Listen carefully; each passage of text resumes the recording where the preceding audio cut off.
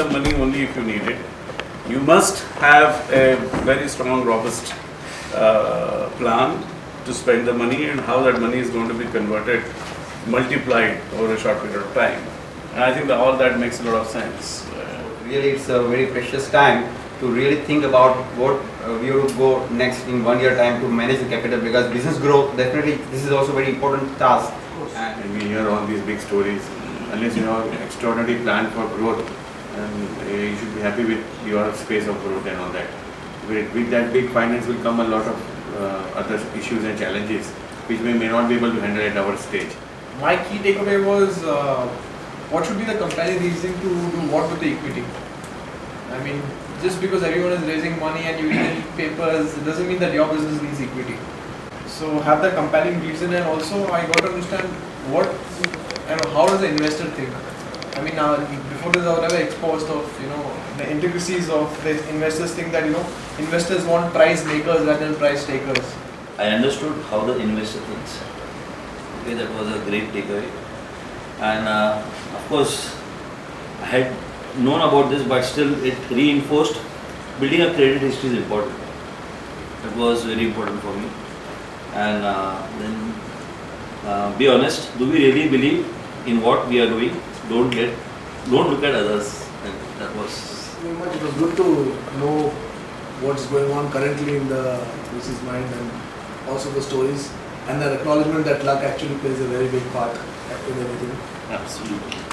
And also reinforces my belief in what we do, because when you say that only do something when you really believe in it, that's if you really need the money to make something happen with the money, that's when you should. My single takeaway from it is possibly investors come in beautifully as free consultants as well. So you keep revisiting your business model, keep presenting to a lot of people. I think you get a lot of insights to the time. The design, as Manik says, gets revisited a lot of times by people.